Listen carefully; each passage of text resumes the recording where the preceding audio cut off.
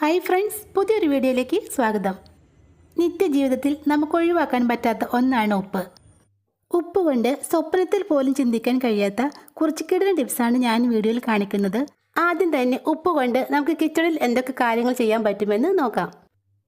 എണ്ണയും വെളിച്ചെണ്ണയൊക്കെ നമ്മൾ കൂടുതലായിട്ട് വാങ്ങിച്ചു വയ്ക്കുന്ന സമയത്ത് കുറച്ച് നാൾ ഇരുന്ന് കഴിയുമ്പോൾ അതിൽ നിന്നും ഒരു കാറിയ സ്മെല്ലും ടേസ്റ്റും ഒക്കെ ഉണ്ടാവാറില്ലേ?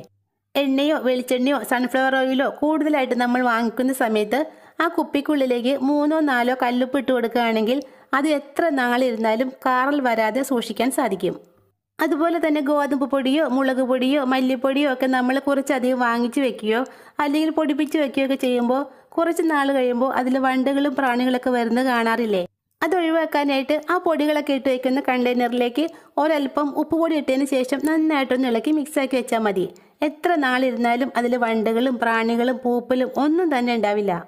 അതുപോലെ തന്നെ പരിപ്പും പയറുവർഗ്ഗങ്ങളൊക്കെ വാങ്ങിച്ച് കുറച്ച് നാൾ കഴിയുമ്പോൾ അതിൽ പ്രാണികളും ചെള്ളുകളൊക്കെ വരാറില്ലേ? അത് ഒഴിവാക്കാനും വേണ്ടി നമുക്ക് കുറച്ച് കല്ലുപ്പിട്ട് നന്നായിട്ടൊന്ന് ഇളക്കി വെച്ചാൽ മതി. ഇനിയിപ്പോൾ കല്ലുപ്പ് നേരിട്ട് ഇങ്ങനെ ഇടാൻ നിങ്ങൾക്ക് മടിയാണെങ്കിൽ ഒരു ടിഷ്യൂ പേപ്പറിലേക്ക് കുറച്ച് ഉപ്പിട്ടതിന് ശേഷം നന്നായിട്ടൊന്ന് പൊതിഞ്ഞ് കെട്ടി ഇതിനുള്ളിലേക്ക് ഇട്ടാലും മതി. അടുത്ത ടിപ്പ് ചെയ്യാനും നമുക്ക് വേണ്ടത് ഉപ്പ് തന്നെയാണ്.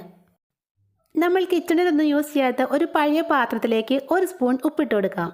ഇനി ഇതിലേക്ക് നല്ല തിളച്ച വെള്ളമാണ് ഒഴിച്ചു കൊടുക്കുന്നത്. ഇതെന്തിനാണെന്ന് വെച്ചാൽ നമ്മൾ പാത്രം കഴുകുന്ന സ്ക്രബ്ബറൊക്കെ ക്ലീൻ ചെയ്തെടുക്കാനുള്ള ഒരു നല്ല ടിപ്പാണിത്. ചിലപ്പോഴൊക്കെ നമ്മുടെ സ്ക്രബ്ബറിന് വല്ലാത്തൊരു സ്മെല്ല് ഉണ്ടാവാറില്ലേ? പാത്രത്തിലൊക്കെ പറ്റിപ്പിടിച്ചിരിക്കുന്ന വേസ്റ്റ് നമ്മൾ ഈ സ്ക്രബ്ബർ ഉപയോഗിച്ച് ഉരച്ച് കഴുകുമ്പോൾ അതിൽ നിന്നും കുറച്ചൊക്കെ ഈ സ്ക്രബ്ബറിനുള്ളിലേക്ക് കയറിപ്പോകും. അങ്ങനെ നനവോടുകൂടി ഇരിക്കുന്ന സ്ക്രബ്ബറിനാണ് ബാഡ് സ്മെല്ലൊക്കെ ഉണ്ടാകുന്നത്. സ്ക്രബ്ബറിലെ ബാഡ് സ്മെല്ല് മാറാനുള്ള നല്ലൊരു ടിപ്പാണ് കേട്ടോ ഇത്. തിളച്ച വെള്ളം ഒഴിച്ചതിന് ശേഷം നമ്മുടെ സ്ക്രബ്ബറൊക്കെ എടുത്ത് ഈ വെള്ളത്തിലേക്ക് മുക്കിയിടാം. ഇനി ഇത് നന്നായിട്ടൊന്ന് തണുത്തതിന് ശേഷം ഇതിലെ വെള്ളം എല്ലാം പിഴിഞ്ഞ് കളഞ്ഞ് നമുക്കിത് എവിടെയെങ്കിലും ഒന്ന് തൂക്കിയിട്ടാൽ മതി. ആഴ്ചയിൽ ഒരിക്കലെങ്കിലും ഇങ്ങനെയൊക്കെ ചെയ്യുകയാണെങ്കിൽ നമ്മുടെ പാത്രം കഴുകുന്ന സ്ക്രബ്ബർ എന്നും പുതുപുത്തനായിട്ട് തന്നെ ഇരിക്കും, ഒട്ടും ബാഡ് സ്മെല്ലില്ലാതെ. ദിവസവുമുള്ള അടുക്കള പണികളും പാത്രം കഴുകലും തുണി കഴുകലൊക്കെ കഴിയുമ്പോഴേക്കും നമ്മുടെ കൈകൾ വല്ലാണ്ട് അങ്ങ് റഫായിട്ടിരിക്കാറില്ലേ? കൈകളിലെ ഈ പരുപരുപ്പും പറ്റിപ്പിടിച്ചിരിക്കുന്ന അഴുക്കും കരിയുമൊക്കെ കളഞ്ഞ് കൈകൾ നല്ല പട്ടുപോലെ സോഫ്റ്റ് ആക്കാനായിട്ടും ഒരു നുള്ളു ഉപ്പ് മാത്രം മതി. ഒരൽപ്പം ഉപ്പുപൊടി കയ്യിലേക്ക് ഇട്ട് കൊടുക്കാം. ഇനി ഇതിലേക്ക് കുറച്ച് വെളിച്ചെണ്ണ ഒഴിച്ചതിന് ശേഷം നന്നായിട്ടൊന്ന് മിക്സാക്കി എടുക്കാം. ഈ മിക്സ് കൊണ്ട് കൈകൾ ഇതുപോലെ ഒന്ന് കൂട്ടി തിരുമ്മി കൊടുത്താൽ മാത്രം മതി. കൈകളുടെ അകവശവും പുറവശവും ഒക്കെ നന്നായിട്ടൊന്ന് മസാജ് ചെയ്ത് കൊടുക്കണം. വെറും 1 മിനിറ്റ് കൊണ്ട് തന്നെ നമ്മുടെ കൈകൾ നല്ല പട്ടുപോലെ സോഫ്റ്റായി കിട്ടും. അടുത്ത ടിപ്പ് ചെയ്യാനായിട്ട് ഞാനിവിടെ കുറച്ച് കല്ലുപ്പ് ഒരു കുഞ്ഞു പാത്രത്തിലേക്ക് എടുക്കുന്നുണ്ട്. ഇതെന്തിനാണെന്ന് വെച്ചാൽ നമ്മുടെ ഫ്രിഡ്ജിൽ നോൺ വെജും വെജും അതുപോലെ ഫുഡ് ഐറ്റംസ് ഒക്കെ വെച്ച് കഴിയുമ്പോൾ വല്ലാത്തൊരു ബാഡ് സ്മെല്ല് ഉണ്ടാവാറില്ല ഇടയ്ക്കിടയ്ക്ക്. ഫ്രിഡ്ജിനകത്ത് ഈ ബാഡ് സ്മെല്ല് മാറുന്നതിന് വേണ്ടി നമുക്കിങ്ങനെ ഒരു കുഞ്ഞു പാത്രത്തിലേക്ക് ഉപ്പിട്ടതിന് ശേഷം അത് ഫ്രീസറിലോ ഫ്രിഡ്ജിലോ എവിടെയെങ്കിലും ഒന്ന് വെച്ചാൽ മതി. ഫ്രിഡ്ജിനകത്ത് ബാഡ് സ്മെല്ലെല്ലാം ഇങ്ങനെ വെക്കുന്ന ഈ ഉപ്പ് അബ്സോർബ് ചെയ്തോളും. അങ്ങനെ നമ്മുടെ ഫ്രിഡ്ജിനകത്ത് ഒരു ബാഡ് സ്മെല്ല് പിന്നീട് ഉണ്ടാവില്ല. ഒരു പിടി ഉപ്പ് കൊണ്ട് നമ്മുടെ ബാത്റൂം ക്ലോസറ്റിൽ പറ്റിപ്പിടിച്ചിരിക്കുന്ന മഞ്ഞക്കറകളും അതുപോലെ തന്നെ തുരുമ്പിൻ്റെ കറയൊക്കെ നിശേഷം മാറ്റിക്കളയാൻ സാധിക്കും. അതെങ്ങനെയാണെന്ന് നോക്കാം. അതിനു വേണ്ടി നമുക്കൊരു പാത്രത്തിലേക്ക് 2 സ്പൂൺ ഉപ്പ് പൊടി ഇട്ട് കൊടുക്കാം. കല്ലുപ്പും എടുക്കാം കേട്ടോ. കല്ലുപ്പ് പെട്ടെന്ന് അലിഞ്ഞു കിട്ടില്ല, അതുകൊണ്ടാണ് ഞാനിവിടെ ഉപ്പ് പൊടി എടുത്തത്. നമ്മളെടുത്ത ഉപ്പിലേക്ക് 1/2 സ്പൂൺ ബേക്കിംഗ് സോഡയും 1 വലിയ സ്പൂൺ വിനാഗിരിയും കൂടി ചേർത്ത് കൊടുക്കണം. ഇതിലേക്ക് കുറച്ച് വെള്ളം ഒഴിച്ച് നന്നായിട്ടൊന്ന് ഇളക്കി നമ്മുടെ ഉപ്പൊന്ന് അലിയിച്ചെടുക്കാം. ഉപ്പ് നന്നായിട്ട് അലിഞ്ഞ് കിട്ടിയിട്ടുണ്ട്. ഇനി ഇത് നമുക്കൊരു കുപ്പിയിലേക്കൊന്ന് മാറ്റി കൊടുക്കാം. 1/2 ലിറ്ററിൻ്റെ ഒരു കുപ്പിയിലേക്കാണ് കേട്ടോ ഞാനിത് ഒഴിച്ചു കൊടുക്കുന്നത്. ഉപ്പ് വെള്ളം കുപ്പിയിലേക്ക് ഒഴിച്ചതിന് ശേഷം കുപ്പി നിറയെ വെള്ളം ഒഴിച്ചു കൊടുക്കാം. കുപ്പിയുടെ ക്യാപ്പിൽ കുറച്ച് ഹോൾസ് ഇട്ടതിന് ശേഷം നമുക്ക് ഈ കുപ്പി ഒന്ന് അടച്ചെടുക്കാം. മഞ്ഞക്കറിയും തുരുമ്പ് കറിയൊക്കെ പിടിച്ച് ക്ലോസറ്റിലേക്ക് ഇത് നന്നായിട്ടൊന്ന് സ്പ്രേ ചെയ്ത് കൊടുക്കാം. ഇങ്ങനെ കുപ്പിയിൽ ഈ സൊല്യൂഷൻ എടുക്കുമ്പോൾ നമുക്ക് ക്ലോസറ്റിൻ്റെ മുക്കിലും മൂലയിലൊക്കെ ഇത് സ്പ്രേ ചെയ്ത് കൊടുക്കാൻ പറ്റും. അതുകൊണ്ട് കുപ്പിയിലോ സ്പ്രേ ബോട്ടിലിലോ വേണം ഇത് തയ്യാറാക്കി എടുക്കാൻ.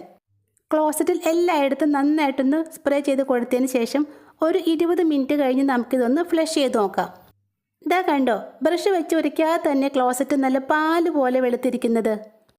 നമ്മളുണ്ടാക്കി ഈ സൊല്യൂഷൻ ഒന്ന് സ്പ്രേ ചെയ്തിട്ട് 20 മിനിറ്റിന് ശേഷം വെറുതെ ഒന്ന് ഫ്ലഷ് അടിച്ചാൽ മാത്രം മതി.